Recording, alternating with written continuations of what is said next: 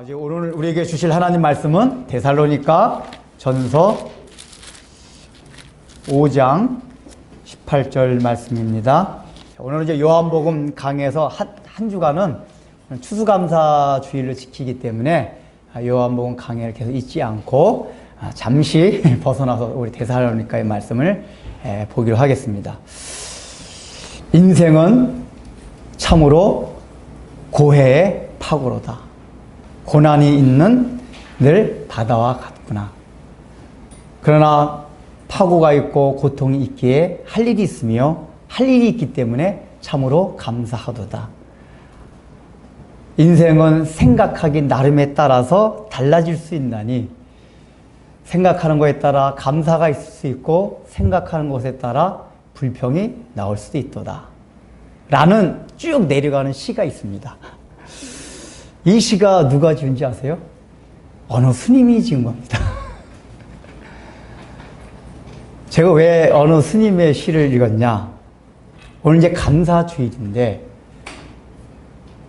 사실은 이 감사에 대한 거는 이 주제는 우리 예수 믿는 사람뿐만 아니라 예수를 안 믿는 사람들, 이 스님들도 어떻게 하면 감사하고 살아갈 것인가 이걸 다 많이들 생각합니다. 왜냐하면은 감사를 하면은 객관적으로 볼 때도 그 학자들이 그런 연구도 많이 했잖아요. 뭐 감사하는 사람과 못하는 사람 행복 지수 다 해보면 늘 감사하게 살아간 사람이 행복 지수가 높고 또 몸도 건강하고 질병에 대한 스트레스도 강하고 이런 게 객관적인 지표로도 있기 때문에 사람들이 가능한 감사하면서 살려고 합니다. 우리 예수 믿는 사람뿐만 아니라.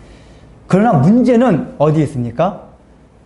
믿는 사람이나 믿지 않은 사람이나 다 감사한 마음으로 살려고는 하지만은 한계가 있어요. 그러니까 어느 정도까지는 감사한 마음으로 살 수가 있지만은 어느 한계에 달하려면은 감사할 수가 없습니다. 그러니까 우리가 보통 왜 이제 템플 스테이 같은 거 하면은 대개 이제 그걸 가는 사람들이 좀 삶에 너무 분주한 삶 가운데서 욕망을 부리고 살아가다가 좀 욕심을 내려놓고 자족해야지 감사하는 분이 나오잖아요. 그 인생을 좀 감사하면서 살아가기 위해서 템플 스테이를 합니다. 근데 여러분 잘 생각해 보세요. 템플 스테이에 들어가는 사람들이 그냥 먹고 사느라고 하루하루 빡빡하게 살아가는 사람들이 거기 들어가는 거 봤습니까? 한 명도 없어요. 다 그래도 어느 정도는 직장 생활을 이렇게 제대로 된 직장, 우리가 흔히 말하는 그 일반 중산층 정도는 돼야지 좀 시간도 내고 재정적으로 일주일 정도 돈을 안 벌어도 먹고 사는데 크게 지장이 없고 이 정도 생활 수준이 돼야지 템플스테이에 들어갑니다. 그런데 아예 생활이 그냥 바닥에서 팍팍 끼고 또 막 질방에 시달려가지고 너무 고통 가운데서 병상에 있는 사람들이 그런데 들어갑니까? 이 얘기는 뭐죠? 그러니까 이 세상에서 말하는 평안함, 그 다음에 감사 이런 거는 어느 정도 조건이 갖춰지고 한계가 있다. 조건이 갖춰져야지 그게 올 수 있고 그게 안 되면은 조건이 갖춰지지 않으면은 감사가 나올 수 없다는 얘기예요. 그래서 이제 우리가 흔히 그런 얘기들 많이 하잖아요. 일반 은총의 영역에서 일반적으로 사람들이 다 감사하기 좋으니까 야, 서로 우리 감사하며 살아가자. 그래서 이제 이 사람들이 뭐라고 얘기하냐면 가능한 말을, 감사하는 말을 자꾸만 하자. 감사합니다. 감사합니다. 뭐 이런 이제 뭐 이렇게 운동도 하고 하잖아요. 실제적으로 그나마 감사합니다 말을 자꾸만 하면은 마음의 불평, 불만이 조금 없어지는 건 사실이에요. 맞아요. 그러니까 그리고 우리가 감사를 너무 큰 데서 찾지 말고 일상의 소소한 데서 감사할 수 있는 거 찾아보자. 뭐 이런 얘기들 많이 한단 말이에요. 그래서 이렇게 숨 들이쉬는, 아침에 일어나면 제가 새벽 기도 때마다 그런 얘기 잘하는데 늘 기도할 때도 오늘 아침에 탁 눈 떠서 이게 두 코로 숨을 쉴 수가 있고 두 눈으로 볼 수가 있고 두 귀로 새가 지저귀는 소리를 들을 수 있고 두 걸음으로 교회당까지 나와서 새벽 기도 들을 수 있고 그러니까 이거는 우리가 그냥 무심코 지나갈 수 있는 아주 일상생활의 소소한 것들이지만은 굉장히 중요한 것들이잖아요. 누구에게 다 주어진 거. 그러니까 이제 예수 안 믿는 사람들도 또 이런 거 얘기하면서 그런 소소한 것들을 생각하면서 감사하면서 살아가자. 이렇게 얘기들 해요. 우리 믿는 사람뿐만 아니라. 그러면은 우리 믿는 사람이나 안 믿는 사람 차이가 뭐가 있어요? 중요한 거는 그런 면에서는 감사할 수가 있는데 그것마저도 다 허물어질 때 우리가 소소하게 생각하는 것, 일상적으로 모든 사람에게 주어지는 그런 것마저도 허물어질 때는 감사가 나올 수가 없어요. 그렇잖아요. 특별히 예수 안 믿는 사람들은 참 감사하기 힘든 게 뭐냐면은 원래 감사하다는 거 우리가 고맙습니다 그거잖아요. 근데 이게 고맙습니다 하는 거는 그 대상이 있어야 돼요. 원래가 대상이. 그래서 사실은 제가 그전에 안 믿는 사람한테 그런 얘기를 들었어요. 이게 이제 자기네들 보통 감사가 교회에서 많이 하는 얘기긴 한데 자기네들 이제 감사하다 이런 생각을 가지고 뭐 해야 되는데 밥 먹을 때도 감사합니다 뭐 이렇게 하면은 뭔가 어색한 게 있대요. 왜냐하면 그 감사할 대상이 있어야 되는데 예수 안 믿는 우리 군대에서도 뭐 감사합니다 그거 먹을 때 있었어요. 대상이 없어요. 그 대상은 농부들에게도 감사하고 다 이렇게 하는데 근본적으로 감사해야 될 대상이 바로 서지 않았기 때문에 그 제대로 나올 수가 없어요. 근데 궁극적으로는 조건에 상관없이 제대로 감사하기 위해서는 성경 안에서 하나님의 말씀 안에서 감사해야지만이 정말 참된 감사가 나올 수가 있습니다. 실제로 성경은 오늘 읽은 본문에서 뭐라고 얘기하고 있습니까? 범사에 감사하라. 이것이 그리스도 예수 안에서 너희에게 향하신 하나님의 뜻이라고 얘기를 해요.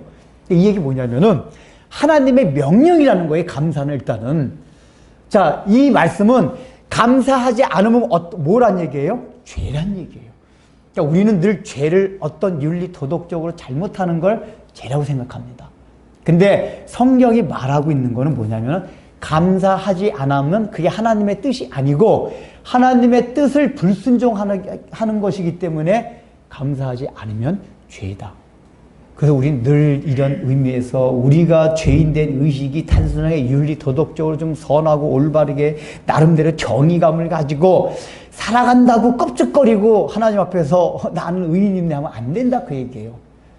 인류 가운데 인간의 본성을 지닌 자가 어떤 사람이 하나님 앞에 이것도 어떻게 해요?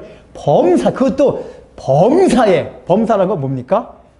어떤 일이 있든지 어떤 환경을 만나든지 이런 상황을 만나든지 무슨 때든지 상관없이 항상 감사하라 그 얘기 아니에요.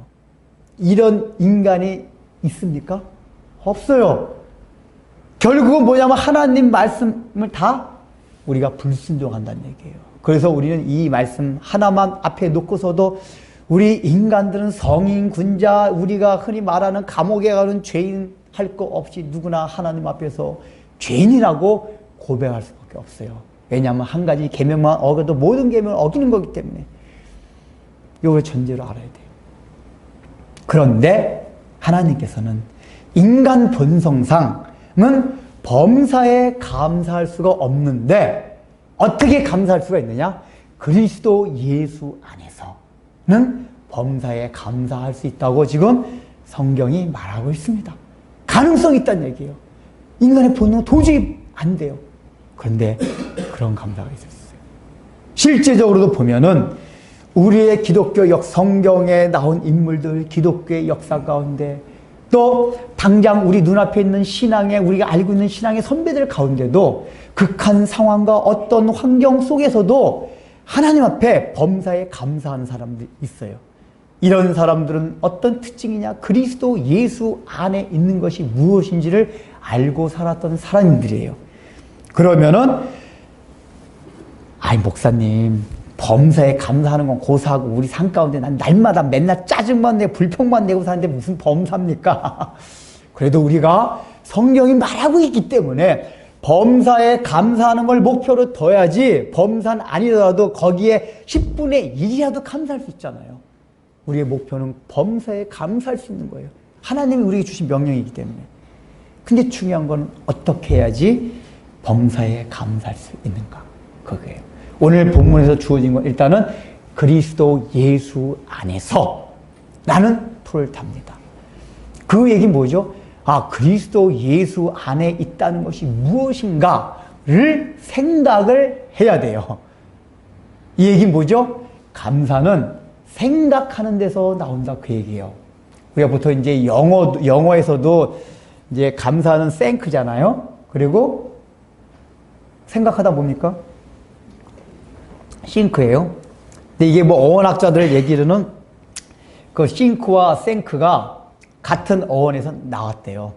아, 이런 말도 이제 진짜 저 어원학자들 얘기했는데 저 나름대로 조사해보니까 이건 거의 확실한 것 같더라고요. 그 전에 이제 히스토리 같은 거는 그 가짜거든요. 그러니까 히스토리가 보통 교회에서 늘 히스 플러스 스토리 해가지고 그의 이야기, 그래서 예수님의 이야기 이렇게 하지만 어원상으로는 원래 그게 아니라 적두어 플러스 스토리예요, 그게 원래는.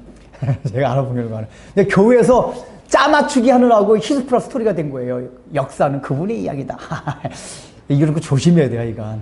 근데 어쨌든 이건 히스토리 가지 않고 이제 나름대로 알아보니까 싱크생크는 이제 같은 어원에서 나왔대요. 근데 이 어원이 어디까지 거슬러 올라가냐 하면은 이게 이제 영어는 인도 유럽어적이라고 하거든요. 그러니까 원래 인도 쪽서부터 페르시아 이쪽 언어들도 원래 유럽 언어와 거슬러 올라가면은 같은 언어군이에요, 언어군.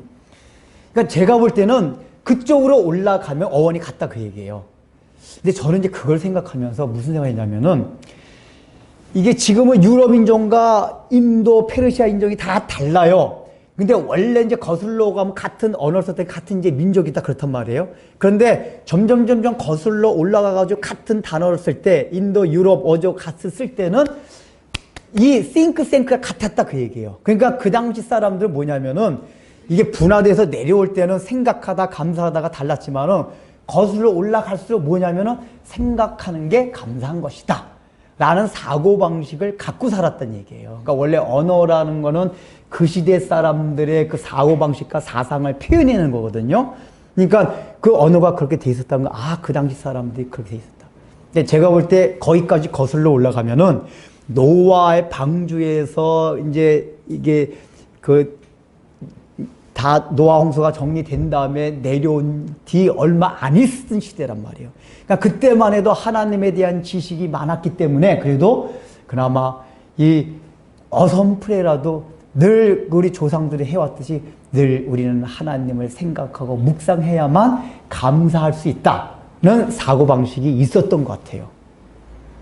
그래서 뭐냐면은 생각을 해야지 감사할 수가 있어요. 생각. 그러면은 어떤 생각을 해야 되느냐? 또 이게 내용이 문제란 말이에요.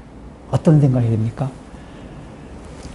오늘 본문은 그리스도 예수 안이라고 얘기합니다. 이 그리스도 예수 안이 의미하는 바가 굉장히 넓고 깊습니다. 일단 우리가 그리스도 예수 안에 들어가면은 여러분 예수를 믿게 된 게 그리스도 안에 들어간다는 건 우리가 예수님을 믿게 되는 겁니다. 예수님을 믿게 되면 첫 번째 우리가 고백하는 게 있어요. 그게 뭐였죠? 하나님이 없는 줄 알았는데 창조주 하나님이 계시다는 걸 알게 돼요. 그리고 나는 피조물이라는 걸 알게 됩니다. 예수님 믿는 순간 창조주 하나님, 나는 피조물이다.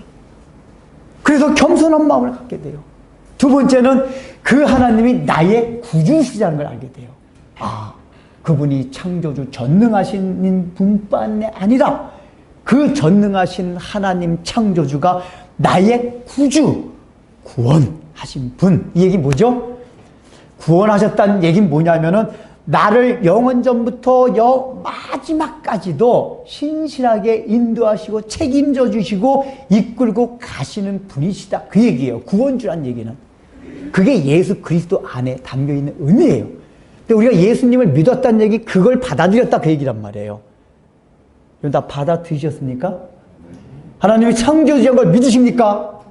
하나님이 구속주라는 걸 믿으십니까? 사실 이거만 끝이에요, 사실은. 창조주, 전능하신 분이세요. 근데 전능하기만 하면 나와 상관이 없잖아요. 근데 그 분이 나와 상관이 있는데 어떻게 상관이 있냐? 독생자 예수 그리스도를 이 땅에 보내서 대신 죽이시까지 우리를 사랑하셨다고 얘기해요. 그렇다면은 너희 그까짓 거 독생자까지도 주셨는데 그까짓 먹고 사는 분이 이런 거 그건 게임도 안 된다 그런 말이에요. 구원주장에 크게 담겨 있어요. 그래서 구약의 많은 시편의 기자들, 다윗과 시편의 기자들과 구약 성경의 기자들이 계속해서 하나님께 감사할 때 그 내용들을 보면은, 특히 이제 다윗의 시를 보면 그런 내용이 나와요. 다윗이 사울한테 쫓길 때, 그리고 압살롬 자기 아들이 반역을 일으켜가지고 쫓겨다닐 때, 여러분 자기 아들이 구테타를 일으켜서 쫓겨다닐 때 심정이 어떻겠어요? 사울한테 쫓겨다닐 때 늘 죽음이 왔다 갔다 하는 그런 상황이 얼마나 마음이 극란하겠어요. 근데 그런 상황 가운데서도 다윗이 하나님을 찬양하며 감사의 시를 노래합니다. 근데 그 감사의 시를 보면 항상 처음에 뭐가 나오냐면은 자기의 상황은 일절 얘기를 안 해요. 그리고 하는 게 뭐냐? 하나님의 속성, 그분의 성품을 먼저 노래하고 감사해요. 여호와 하나님이 선하시며 여호와께서 나를 풀려. 그러니까 그분은 선하시며 그분은 인자하심이랍니다. 여러분 시편 보면 그런 거 많이 나오잖아요. 내용 우리가 많이 들었잖아요. 그분은 선하시며 그분은 인자하시로다. 이게 뭐냐면은 하나님의 성품을 지금 생각하는 거예요. 자기의 그런 극한 상황 가운데서 극한 상황을 생각하면 감사가 안 나와요. 그런데 뭘 생각하냐? 하나님의 속성, 성품. 이 여호와 하나님, 내가 믿는 하나님은 선하시며 인자하시다. 선하시다는 건 뭡니까? 그분은 날 늘 유익한 길로 인도하신 분이다. 인자한 건 뭐죠? 비록 나의 허물이 있고 잘못이 있다 해도 그 잘못을 덮어주시고 허물을 덮어주시고 죄악을 씻겨주셔서 궁극적으로 주님의 은혜를 주입시키고 베풀어주는 그분이다, 그 얘기예요. 그러니까 이 하나님의 성품을 생각할 때 지금 내가 당하고 있는 상황이 아무리 어렵고 힘들다 하더라도 하나님은 결국은 선하다는 건 뭐냐면 착하다는 의미가 아니라 그 선이 유익하다는 유익. 하나님은 모든 게 나에게 유익한 걸 주신다는 분이세요. 이 착한 의미가 아니라 유익한 걸로 인도하신 분이구나. 그걸 노래해요. 늘 노래. 그러니까 우리가 가장 먼저 생각할 것이 뭐냐? 그리스도 예수 안에 들어온 자들은 내가 믿는 하나님의 성품이 어떤 분인가? 그는 선하시며 인자함이로다. 그리고 나서 두 번째 뭘 생각하냐? 자기 조상들에게 행하셨던 하나님의 행적들, 또 자기 자신에게 지금까지 살아왔는데 과거에서도 지금까지 살아오면서 하나님께서 자신을 인도하셨던 하나님의 행적들, 이거를 기억해요. 그래서 항상 시편에 보면 그게 많이 나오잖아요. 이 시편의 기자들이, 또 구약 성경에 많은 기자들이 우리 조상들의 홍해를 건너게 하셨던 그 일들을 바라보라. 그 광야를 건너게 하면서 굶주릴 때 만나를 주시고 뱃지라기를 주시고 목이 마를 때 반석에서 샘물을 주신 그 하나님, 계속해서 그걸 노래합니다. 그러니까 자기들에게, 자기 조상들에게 행하셨던 하나님의 행적들, 또 더 나가서는 자기 개인마다 지금까지 살아온 삶의 거기까지 인도하신 하나님의 그 행적들 기억해요. 그 어떤 기억이 납니까? 일단 조상들을 보면 맞아. 우리 조상들도 굉장히 어려운 애굽의 노예로 있었지. 홍해바다 앞에서 수장될 뻔했지. 광야에서 물과 먹을 것이 없어 죽을 뻔했지. 아말렉 족속이 칠 때 다 멸절될 뻔했지. 근데 그런 가운데서도 하나님이 우리 조상들을 인도하시고 이끌어내셨구나. 그 경험을 반추하는 거예요. 그리고 자기의 개인적인 삶도 쭉 생각을 해봐요. 맞아. 내가 인생의 고비고입마다 어려움이 있었고 힘든 거 있었어. 근데 지금 보니까 그때마다 다 이게 해결되고 여기까지 와 있네? 라는 마음이 드는 거예요. 자기 자신의 삶을 돌아봐도. 여러분 삶을 돌아보세요. 그런 게 없지 않나요? 다시 우리 가운데 인생을 평탄하게 순풍에 돋다듯이, 말 맞죠? 그렇게만 살아온 사람이 없어요. 다 파고 속에 험난한 풍랑 가운데 다 그렇게 살았어요. 그런데 그런 가운데서도 지금 현재 시점 나를 바라보면은 지금 잘 살고 있어요. 잘 살고 있어요. 그래서 이런 걸 보면서 하나님 앞에 이런 걸 깊이 묵상하고 생각할 때 감사가 나온다는 게.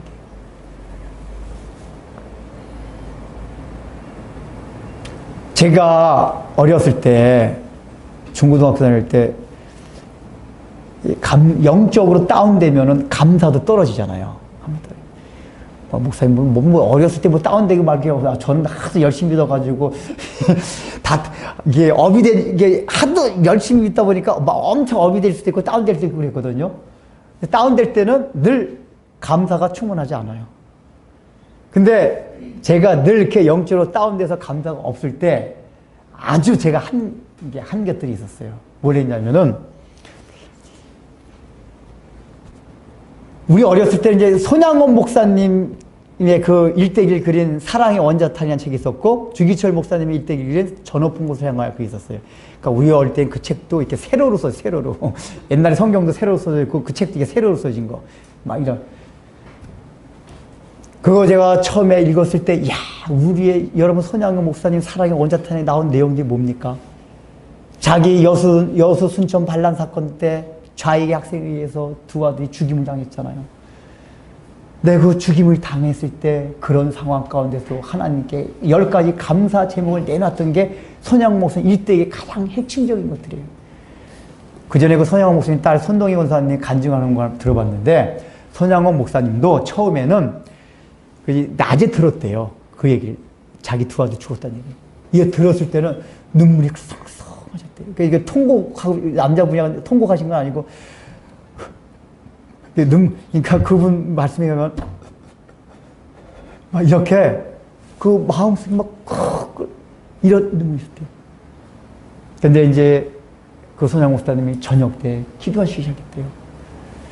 기도하시면서 그날 아침이 되더니 가족을 다 불러 모았대요. 얘들아, 우리 두 아들이 죽었지만은 그래도 우리는 내가 어제 기도하면서 하나님이 주신 게 얼마나 감사할 점이 많은지 아느냐. 그래서 그때 10가지 제목을 쫙 얘기를 한 거예요. 그러니까 손양원 목사님도 처음부터 감사 확 나왔던 건 아니에요. 그러나 기도하면서 말씀을 묵상하면서 생각을 한 거예요. 생각을. 그래서 감사했어요. 그러면서 그런 이제 손양원 목사님 일대기를 그린 게 사랑의 원자탄이라는 책이란 말이에요. 제가 이제 그 책을 다 읽어요.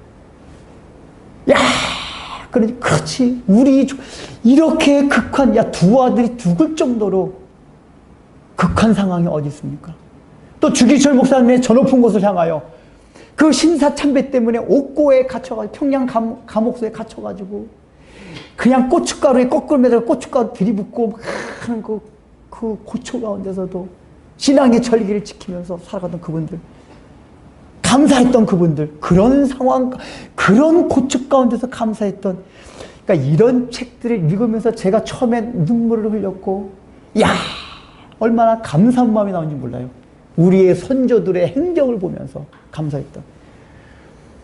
그래서 제가 이렇게 다운될 때마다 감사하는 마음이 충만하지 않을 때마다 그런 책들을 읽었어요. 두가 딱 사랑의 원자탄, 저는 봉사말. 그거 하기가 제가 엄청 많이 읽었어요. 그때 방이 하나라서 저 구석에 읽고 있다가 눈물이 나오면, 자기는 눈물이 나오면 엄마, 아빠 보는 게 창피해가지고 입을 뒤집어 쓰고 울다가. 그래서 마음에 다시, 맞아. 왜냐면은, 보세요. 이 성경에 나온 것만 해도 이미 한참 전의 세대잖아요. 피부로 와닿지가 않아요.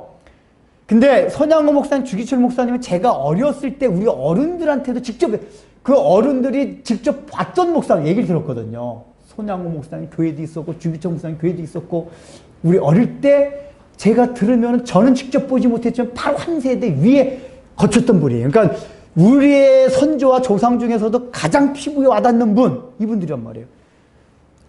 이분들의 행적을 딱 돌아보면은, 이분들이 그렇게 가운데도 감사가 넘쳤고, 그 감사 가운데서도 그분들의 삶과 그분들의 가정과 그분들의 후손들을 하나님께서 지켜주시고 인도해주시고 보호해주신 이런 것들을 제가 막 생각하고 가르쳤단 말이에요. 그렇구나. 맞아. 이렇게 감사해도 얼마든지 하나님께서 우리를 인도하시고 보호하시는 거야. 그래서 힘을 얻고 다시 막 이제 하나님 앞에 감사하고 찬양하는. 그러다가 또 한참 뭐 몇 개월 막 지나면 다운되려고 또 그 책 읽고. 그러니까 은혜라는 거는 새로운 정보를 얻어서 은혜 받는 게 아니에요. 제가 그 경험해 보니까 맨날 아는 얘기거든요, 그거. 아는 얘기인데 그걸 생각 못 하고 있는 거예요. 그 다시 그 책을 보면서 맞아. 이러지. 그래서 힘을 얻고 다시 말씀을 살아간단 말이에요. 우리도 그게 필요해요. 그리고 제 인생의 중간중간마다 지금까지 생각하면 저도 이렇게 살아가면서 어려움과 힘든 과정이 너무 많았어요.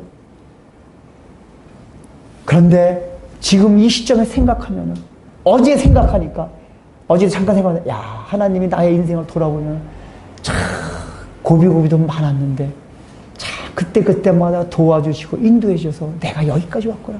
너무나 지금 잘 먹고 잘 살고 있구나. 내 인생을 돌아보아도 감사하다. 하나님 찬양할 수밖에 없어요. 그래서 자기 자신과 우리의 선조들의 그 행적들을 묵상하고 생각을 하세요. 여러분 가장 가까운 신앙의 선조들이 어디 있습니까? 이런 건 좀 신앙의 뿌리가 깊은 쪽에서 자란 사람들 그걸 많이 보는데 지금 여러분 앞에 저가 있잖아요. 제가 개척할 때 처음에 그 얘기 했잖아요. 여러분들이 저의 설교의 은혜를 받는 것보다 저의 삶을 보고 은혜 받기 원합니다. 저도 죄인이고 저도 잘못하는 게 많이 있고 다 알잖아. 우리는 삶을 오픈하기 때문에 저도 다 그게 있어요. 근데 제가 한 가지 확실하게 여러분들 강조하는 게 있잖아요. 나도 약하고 죄도 짓고 하나님 앞에 너무나 연약하고 부족한 게 많은데 그럼에도 불구하고 하나님은 나는 전적으로 하나님을 신뢰하고 의지한다. 그 하나님이 나의 이름에도 불구하고 끝까지 인도해 주시고 보호해 주실 것을 난 믿는다. 제가 이거 얼마나 강조했어요. 제발 이것 좀 보고 그 얘기하잖아요. 그러니까 여러분들 앞에 가장 가까이 있는 신앙의 선배가 저란 말이에요. 그러니까 저의 그런 걸 보라고도 묵상을 해보란 말이에요. 유 목사님 그렇게 지금까지 여러분 제 결혼 스토리 다 얘기해 줬잖아요. 다 저는 살지 못할 그런 상황 속에서도 우리 신앙의 선배들을 보니까 다 못 살 것 같아도 다 하나님 책임져 주시고 입혀주시고 먹여주시고 다 아무 일 없이 끌어가시는구나. 뭐 성경에 있는 건 피부로 왔지 다윗 이거 그 먼 얘기까지 모른다 해도 여러분 가까이 있는 사람들 제가 얼마나 그런 얘기할 때 막 지랄을 하면서 얘기했잖아요. 막 목소리 크게 하면서 그냥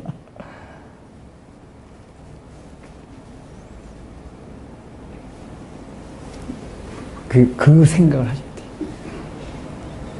그리고 그 다음에 이제 하나님이 내가 얼마만큼 하나님을 신뢰하고 의지하고 살아가는가 이걸 계속해서 반추해야만 됩니다. 우리가 원래 믿음의 고백을 할 때는 우리의 전 삶을 우리의 인격을 주님께 의탁하는 게 믿음의 고백이에요. 근데 내가 과연 그 주님을 그렇게 의지하고 신뢰하는가? 근데 이렇게 되면은 나오는 생각이 뭐냐? 겸손한 자세와 태도입니다. 그러니까 성경에서 말할 때 겸손하다는 건 늘 뭐냐면 하나님 앞에서의 어떤 마음을 갖는가 이걸 보고 겸손하다 겸손하지 않다고 얘기해요. 우리가 유교에서 말하는 일반적으로 말하는 겸양지덕에서 말하는 그 겸손이 아니라 하나님 앞에서 나의 존재가 어떤 존재인가 그 정체성을 확인할 때 진정으로 겸손한 마음이 들어요. 우리가 예수 믿기 전에 몰랐어요. 근데 여러분 예수 믿고 난 다음에 나온 첫 반응이 뭐죠? 하나님이 창조주시고 나는 피조물이었구나. 피조물이었다는 얘기 뭐냐면 그냥 비천한 존재였다 그 얘기예요. 예수 믿기 전에는 다 자기 잘난 맛에 살아갔어요. 거기다가 좀 똑똑하게 하고 돈이라도 많고 능력이라도 있으면 거기 더 기고만장하고 살아요. 건강이라고 그러면. 근데 예수 믿고 나보니까 그런 사람이든 그러지 못한 사람이든 내가 하나님 앞에 그냥 피조물에 지나지 않는다는 거. 죄인에 지나지 않는다는 거. 이거를 깨닫게 돼요. 하나님 앞에 겸손한 자세가 나와요. 그럼 겸손한 자세가 나올 때 나오는 반응이 뭡니까? 처분대로 맡기겠습니다. 겸손하다는 얘기 뭐냐면은 당신은 저를 만드시지 않았나요? 당신의 처분에 맡기겠습니다. 이 얘기는 다른 말로 하면 당신의 주권대로 그 장세의 통치 아래로 들어가겠습니다. 당신의 주권에 자해서를 맡겠습니다. 그러니까 이게 정말 겸손한 태도를 갖게 되면은 지금 나의 상황과 환경이 너무 힘들고 어려워요. 인간적으로 그래요. 근데 그 겸손한 마음이 어떻게 되냐? 하나님, 내가 참 육신적으로 너무 힘들고 괴롭습니다. 그런데 저는 피조물이잖아요. 저는 원래 비천하고 원래 지옥 갈 자였잖아요. 네, 지옥 갈 자였는데 이렇게 하나님의 자녀로 삼아주셨는데 제가 더 이상 바랄 게 무엇이 있겠습니까? 원래 지옥불,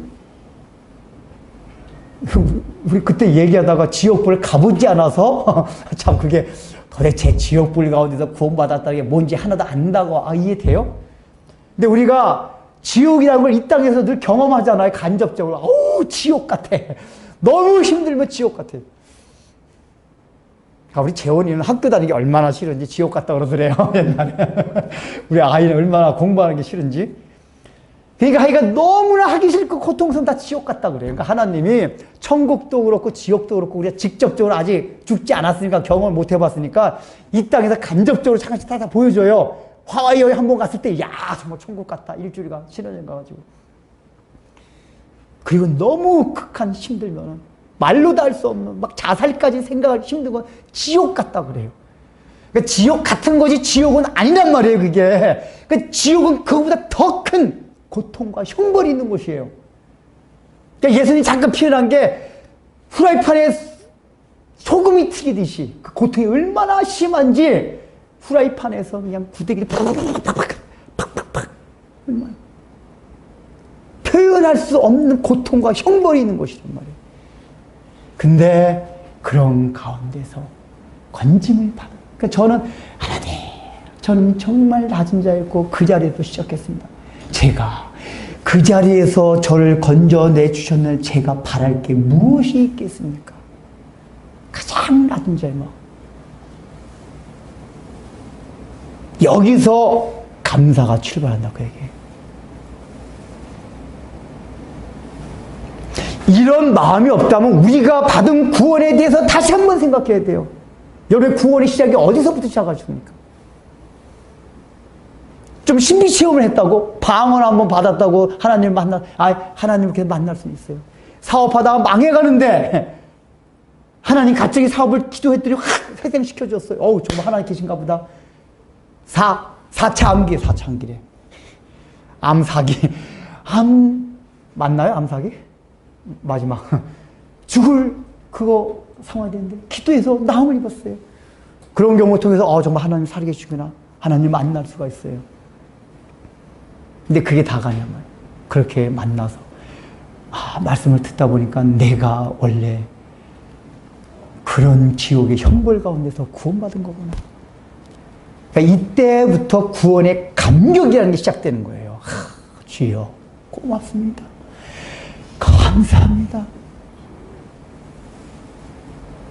그런 게 있으신가요? 이제 저 다음 주 요한복음 나오면 니고데모 거듭남에 대한 얘기 나오는데, 이제 거듭남은 제가 한 번 설교 안 하고, 이제 구원이 거듭남이 무엇인가? 우리가 진정으로 거듭나고 구원받았으면. 근데 우리가 죄의 본성을 입어서 자꾸만 걸 가려서 잊어버리고 살아요. 중요한 건. 그래서 그걸 자꾸만 기억해내야 돼요. 생각을 해야 돼요. 그때 겸손 하나님, 저는 참 아무것도 아닌 게 있습니다. 제가 가끔마다 얘기하지만 저는 기독교 역사 가운데서도 그 그리스도를 본받아라는 책 아세요? 토마스 아켄페스라고 그리스도를 본받아라는 아주 기독교의 아주 고절이 있습니다. 이분 책을 쫙 읽어보면은, 그런 심정이 읽혀져요. 그러니까 이분은 우리가 흔히 생각하는 이 땅에서 돈 더 잘 벌고 병 안 걸리고 사업 잘 되고 자녀들 잘 되고 건강하고 이런 것 자체에 진짜 관심이 없어요. 왜 그런 거? 이분은 오직 하나, 그 마음 자세가 뭐냐면 그 하나님이 나를 그 죄의 구렁텅이 가운데서 구원해 주셨는데, 그래서 자신의 전 삶을 하나님께 그냥 의탁하고 신뢰하는, 그게 절절절절 배어 있어요. 그러다 보니까 이분이 하는 고백 가운데 감사가, 이분이 가진 아무것도 없는 중세 수도사였거든. 아무것도 없어요. 근데 날 구원해 주신 거 인해서. 네, 그런 것만 감사해요.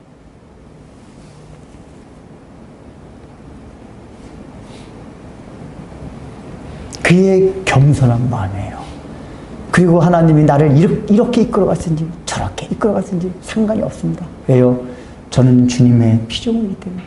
당신은 나의 주인이시기 때문에. 주인이 하는 대로 따라가는 게 우리의 자세죠. 그러니까 기본적으로 이 마음을 먹잖아요. 하나님 나의 주인이십니다. 그러면은 물론 막 완전한 감사까지는 안 나와도 일단 원망 불평은 안 하게 돼요. 그래서 조금 더 생각을 하면은 그래서 이제 감사가 나오기 시작해요.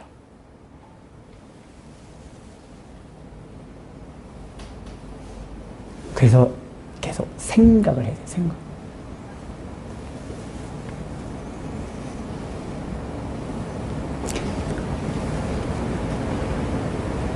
청교도들이 미국에 처음에 건너서 미국을 건국할 때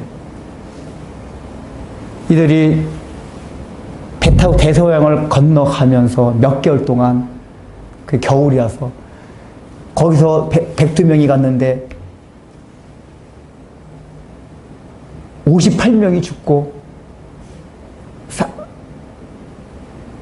그 나머지가 몇 명이죠? 44명. 아니다. 그게 아닌데, 56명이 죽고, 46명. 그건가 보다.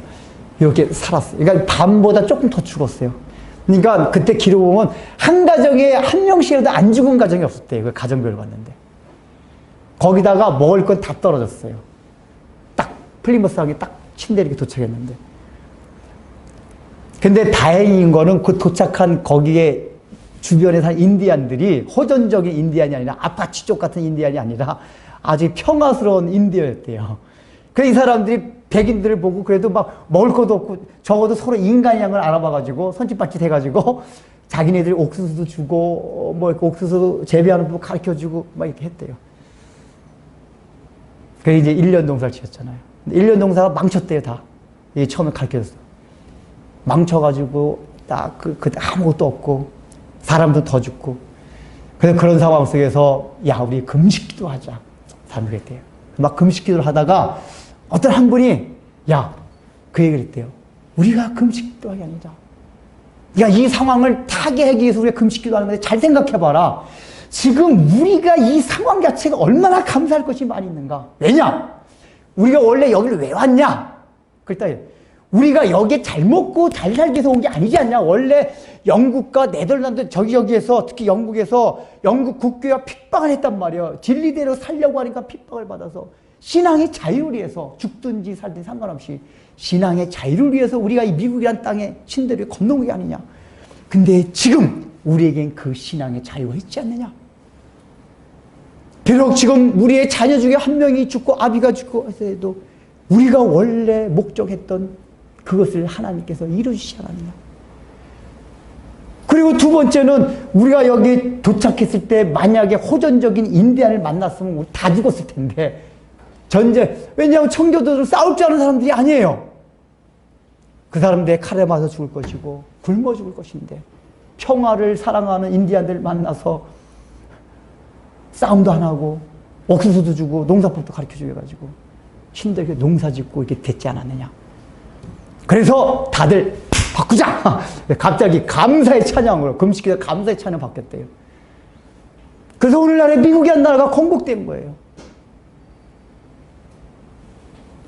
근데 오늘날 미국은 어떻습니까? 추수감사절 되면 제가 볼 때 그런 원래 이게 추수감사절이 그래서 그 사람들이 그때 추수가 하나님께 감사 드렸던 게 유래가 돼서 미국에서 이게 유래가 돼서 우리나라까지 지켜오고 있는 거잖아요. 근데 지금도 미국 사람들 그런 거 다 잊어버려요. 우리도 그렇고. 추수감사들도 가장 소비가 많은 이런 주간들이에요. 그냥 흥청망청 즐기고 먹고. 근데 원래는 그걸 생각해야 된단 말이에요. 우리의 선조들이 이 미국이란 땅에 어떻게 건너와서 그 고난과 험난한 그 과정 끝에 이 무기란 나라를 세우고, 하나님께서 그래서 그 믿음 때문에 이 미국을 강하게 세워주시고 우리에게 복을 주셨다는, 우리도 오늘날 나에게 단순하게 이 물질이 많은 것 때문에 소비할 수 있는 돈이 많기 때문에 좋은 위치에 올라가기 때문에 감사할 게 아니라, 칠면조고기가 많아서 감사할 게 아니라, 잡을 칠면조고기가 없다 해도 우리가 하나님께 감사해야 될 거 아니냐. 이래야 되는데 요즘 미국 사람도 잘 안 그런대요. 그냥 있는 거, 우리에게 이 풍요를 주신, 늘 풍요를 주신 이것만 생각해. 풍요를 주신 것만. 뭐 하나님 풍요 주신 거 맞죠. 그래서 하나님께서 그 후손들에게 얼마나 하나님께서 선하게 이끌어 오셨어요. 청교도 후손들을.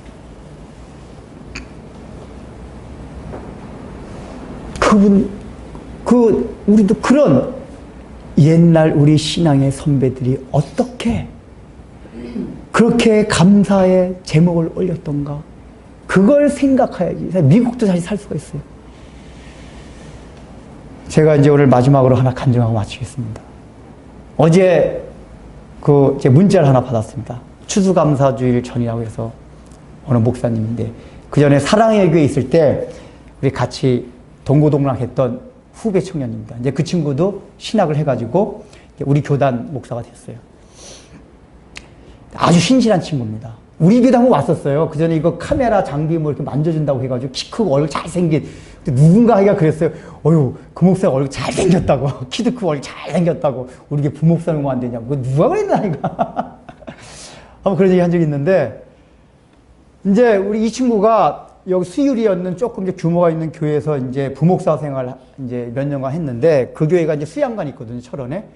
거기서 수양관에서 건물 여기저기 많이 짓느라고 건물 짓고 있었는데, 그 이제 5층 건물 쫙 올리면서 이 친구가 이제 촬영하고 이런 걸 잘하기 때문에 이제 그 건물 짓고 올라가는 걸 다 촬영해가지고 교회 그 이제 주보나 홍보지 같은 데다 싣고 하느라고 늘 사진을 찍었대거든요.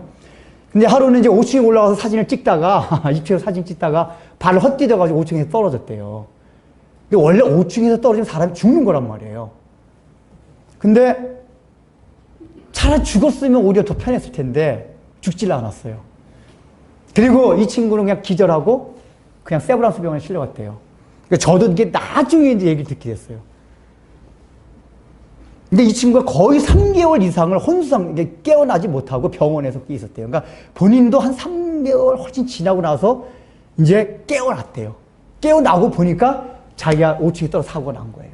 그러니까 떨어지면서 이제 의식을 잃어버린 거예요. 왜냐면은 이게 머리 다치고 척추도 다 부러지고, 뭐 한두 개가 아니라 척추 다 나가고, 다리가 다 부러지고, 여기 턱, 이 다 나가고, 이건 뭐 차라리 이제 사는 것보다 못하게 이렇게 다치게 됐어요. 근데 이 친구는 처음에 이제 의식 잠깐 들어왔을 때는 자기가 어떻게 다쳤나, 이거는 지금 금방 파악이 안 됐고, 너무 괴로웠던 거 뭐였냐면은, 의식이 들어온 다음에 이렇게 순간 잠이 들고 깨어나고 이런 게 반복이 되는데, 잠이 들기만 하면은 그 악몽 있잖아요. 5층에서 막 떨어지는 악몽. 떨어져가지고 막 악악 소리 지고, 그 악몽에서 헤어나지 못했다. 그러니까 이게 이제 그 무의식에 떨어질 때 그게 아마 있었던 모양이에요. 그래서 수면제를 엄청나게 먹어도 아무 소용이 없대요. 수면제 먹어도 잠이 안 오고, 어쩌다 잠이 오면은 그 악몽에 계속 시달리고. 그래서 이제 점점 의식은 이제 더 또렷해진 다음에는, 내가 이렇게 다쳤고, 지금 상황이 완전히 뭐 머리서부터 발끝까지 온갖, 완전히 식물인과 같이 되고, 의식만 딱 들어요. 거기다가 더 고통스러운 게, 이 친구가 굉장히 신앙이 아주 좋은 친구였기 때문에 감사하려고 하는데, 그 정신세계에서 막 악몽을 꾸고 막 잠도 못 자고 하니까 이게 더 미치겠더래요. 내가 왜 예수 믿음에도 불구하고 계속 악몽을 꾸고 막, 수면제 안 먹으면 막 신경 안정제 먹으면 잠 못 오고. 그게 계속. 그래서 이제 그 다음에 의식이 딱 들어요. 어쨌든 그래가지고 병원서 뭐 허리 막 모든 게 다 대수술. 병원에 1년도 넘게 했어요. 허리 대수술, 다리 대수술, 그냥 턱. 제가 이제 저도 병원에 거의 한 1년 다 돼서 그 친구 의식 돌아온 다음에 연락을 해줘가지고 알아가지고 누구한테 그 전화도 못 해가지고 누구한테 얘기를 해가지고 야 응준이 형한테 전화 좀 해달라고 가지고 그래서 이제 가게 되다 보니까 막 말이 아니에요. 그때는 이제 저하고 얘기할 때는 이제 의식은 또렷하게 들어왔어요. 근데 그 친구가 그런 거예요. 형, 내가 어제 문자에도 그걸 보낸 거예요. 이제 지금까지 살아왔던 그걸 하면서 그때도 그 얘기 들었는데 형, 내가 이런 때도 감사가 나와야 되는데 아직까지 감사가 안 나와. 그렇다고 불만하는 건 아니에요. 근데 항상 why me? 왜 나에게? 왜 나에게? 왜냐하면 이 친구는 목사라고 다 같은 목사가 아닙니다. 굉장히 신실한 목사예요. 그렇게 신실하게 살았고 사역했는데 왜 나에게 이래? 이것도 차라리 하나님이 데려가셨으면 오히려 나았을 텐데 데려가신 것도 아니고 이 상상이 가잖아요. 온몸이 다 깨지고 정신까지도. 계속해서 그 생각이 드는데 형 기도해달라고. 지금 내가 why me? 하나님 왜 나에게? 이러던 친구가 이제 몇 개월 지나서 가보니까 상황은 전혀 안 바뀌었어요. 그때도 계속 세브람성이 있었고 안 바뀌었는데 형 이제는 감사가 돼. 감사. 근데 이 친구가 감사하게 된 이유가 뭐냐면 제가 오늘 기도할 때 하게 된 읽는 교동문 시편 91편. 지존자의 은밀한 곳에 거주하며 전능자의 그늘 아래 사는 자요. 나는 여호와를 향하여 말하길 그는 나의 피난처요 나의 요새요 내가 의뢰하는 하나님이라. 그리고 나서 쫙 후반절에 어떻게 돕는다는 걸 쭉 넌 두려워하지 말고 밤에 찾아오는 공포 이런 쫙 해가지고 그게 온다 해요. 여기 밤에 찾아오는 공포라는 거는 이 92여 편을 쓴 기자에게도 있었단 얘기예요. 없었단 얘기야. 밤에 어떤 공포인지 몰라요. 그 공포가 있었단 얘기예요. 불면증인지 악몽인지 모르지만 그런데도 그럴 때 어두울 때 터지는 밤 막 닥치는 모든 환난과 핍박과 어려움 공고함 다 하고 난데 그럼에도 불구하고 나의 구원을 그에게 보이게 하실 하나님의 약속. 그래서 그걸 형 지존자의 은밀한 곳에 거주하며 그 말 자체가 자기가 묵상을 해보니까 물밀듯이 들어대요. 우리 그 하나님이 지존자였지. 근데 내가 그 지존자의 은밀한 곳은 뭐죠? 숨겨둔 곳에, 나타난 곳에. 아, 우리 지존자 그 여호와 하나님께서 나를 이게 은밀한 곳에 뒀구나. 전능자의 그늘 아래. 내가 이 상태지만 내가 지금 전능자의 그늘 아래 있구나. 이 생각을 하면서 그 마음이 위로가 오죠. 상황 바뀐 거 없죠. 그리고 나서도 이렇게 감사하고 나서도 계속 꿈속에서 악몽이 되고 자다 바닥 일어나고 계속 했대요. 근데 어제 이제 그거까지 그때였는데 어제 이제 온 문자에 그래요. 형. 그리고 이 친구가 어떻게 했냐면은 여기 부목사로 있다가 이제 그 교회에서 다 이제 지원해줘. 그 치료 다 받았는데 그래서 이제 생활이 안 되잖아요. 그래서 이제 그 교회에서 생활하느라고 그냥 부목사로 어떤 하고서 이제 그 집 옆에 사택에서 이렇게 생활하게 하고 했는데 이 친구가 오늘 갑자기 이제 그 교회 한번 놀러 왔는데 잘 개척하겠다 하더라고요. 그런 몸 상태로. 그래서 거기 담임 목사한테 말씀드리고 부산 내려가서 개척을 한 거예요. 그것도 이제 어떻게 했냐면은 제가 그때 찾아갔을 때 놀란 게 원래 남편이 그 정도 되면 이 사모님의 얼굴이나 애들 얼굴에 어두운 끈이 있어야 되잖아요. 아마 우리 집사가 같으면 그랬을 거예요. 우리 집사람은 그 정도가 아니라 뭐 내가 어떻게 보내도 깜짝. 근데 그 사모님 얼굴이 너무 평안해요. 아주 쾌활해요. 아이들도 얼마나 밝은지 몰라요. 그 아이들이 그때가 5살, 3살이었거든요. 얼마나 밝은지 몰라. 여자애 둘인데. 근데 이 사모님이 원래 이제 공무원인데 당신 같이 당신이 개척하면은 나는 공무원 그만두고 얼마나 믿음 대단한지 홈스쿨링. 그러니까 이 사모님이 옛날부터 홈스쿨링에 관심이 많았대요. 홈스쿨링에. 그래서 자기 아이들을 초등학교 학교를 보내지 않고 유대인식으로 탈무드 교육법. 제가 그 종용사로 몇 번 그 친구들 그래서 자기 교회 지금 개척한 멤버들은 자기 그 사모님의 언니, 자매들이 자기네도 그런 교육받고 싶어서 개척 멤버 그런 멤버도 시작했어요. 그 교육으로. 그래서 다 학교 안 가고 홈스쿨링 해요, 홈스쿨링.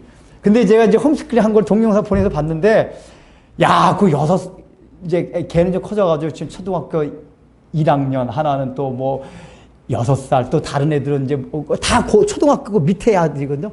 근데 성막을 처음부터 다 외우더라고요. 우리 수요일날 강의하고 있는 거. 성막을 다 외우고 성막의 의미까지 달달달 외우고 있어요.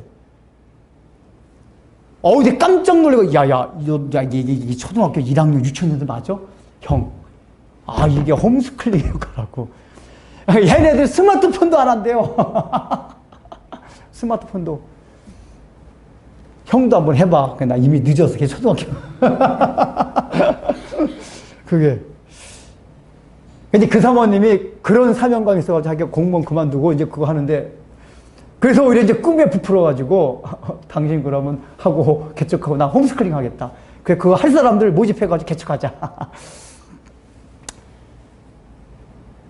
그래서 처음에 내려가서는 몸을 이렇게, 왜냐면 이렇게 몇십 분 앉아있지는 못해요. 그러니까 설교를 준비해도 누워서 이렇게 책을 봐야 되고, 제가 좀 이렇게 편한 침대를 하나 이렇게 선물해줬어요. 그때 그걸 알아가지고, 이렇게 좀 앉았다하게 이렇게 병원 침대 같이 좀 할 수 있는 걸 침대를 하나 선물해줬는데, 누웠다 하기 불편하니까.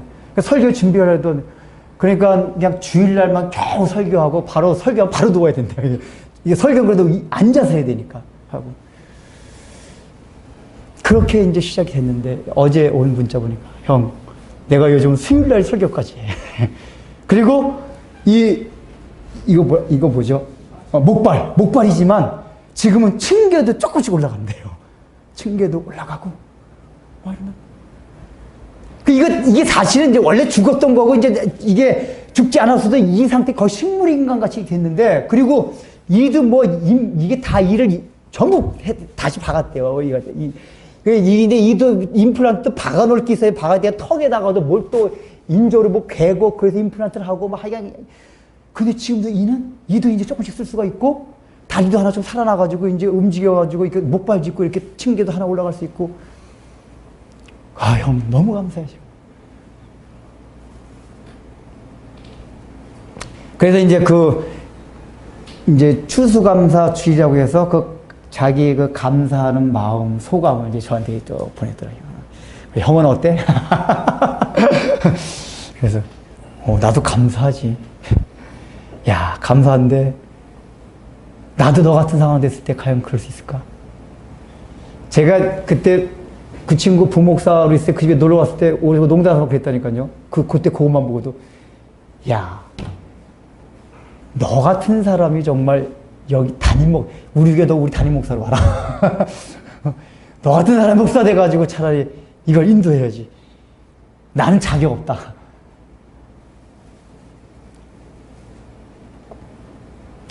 그래서 제가 어제 장문의 문자를 보면서, 위로와 또 도전과, 그걸 받았어요. 근데 그 친구가 생각한 거예요. 형, 나는 나의 상황과 환경을 이제 안 본대요. 하나님이 어떤 분이신가? 지존하신 분. 그것만 본다는 거예요. 나 마음 너무 평하신대요. 그 하나님이 어떤 분이신가? 그러니까 이건 기본적으로 하나님에 대한 믿음이 있어야 돼요. 없으면 안 돼요. 그러니까 여러분이 그게 없다면 그 믿음이 있나 없나를 확인해 봐야 돼요. 이 친구를 믿거든요. 있는데 환경과 상황 때문에 잠깐 잃어버렸어요. 그거를. 눌러가지고.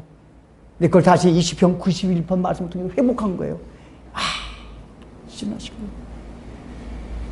그래서 오히려 그 상황과 환경을 안 보고 하나님 그분 자체만을 바라보고, 그리고 그 친구도 그래요. 이렇게 내가 죽지 않고. 그래. 왜냐면은 그 장모님이 그러셨대요. 우리 그 목사, 그 친구 장모님이. 성이 박씨거든요. 박서방. 이렇게 살아난 것만 해도 너무 감사해. 그분 예수 안 믿는 분이었는데, 장모님이. 그러시더니 그 상태인데도 이제 의식이 돌아온 다음에, 박서방 살아난 것만 해준 게 너무 감사해. 우리 딸 갑으로 만들었으면 어떻게 해. 우리 그 손녀애들 아비도 없는. 이게 그때 병원에서 식물인간 같았어도 살아있다는 게 너무 감사해. 근데 그 아내와 자식도 그런다는 거예요. 아빠가 죽었던 것보다 어쨌든 이런 상태라도 아빠가 살아있다는 게 그 사모님도 너무 감사하지 않냐? 그걸 생각하니까 이제는 뭐냐면 그냥 살아났다는 것 자체가 너무 감사돼요. 살아나죠. 그러다 보니까 오히려 몸도 점점 건강이 조금씩 회복된다. 그게 더 감사합니다. 그래서 우리들도 이제 한 해를 돌아보고 우리 인생을 돌아보면서 우리가 감사가 쉽지 않습니다. 특히 범사에 감사하는 것. 여러분 지난 일주일 동안 지난 한 해 동안의 감사 제목 헤아려봐도 얼마나 많이 나옵니까? 근데 그것이 많이 나오기 위해서는 어떻게 되죠? 생각을 해야 돼요. 그리스도 예수 안에 있는 나의 모습, 그 그리스도 예수 안에 있어서 보게 된 하나님, 그분을 바라보세요. 그분을 생각하십시오. 그럴 때 우리의 상황과 문제에 상관없는 감사가 터져나올 겁니다. 범사에 감사할 수 있습니다. 이것이 우리를 향한 진리백교를 향한 한국교회를 향한 세계 열방교회를 향한 하나님의 뜻입니다.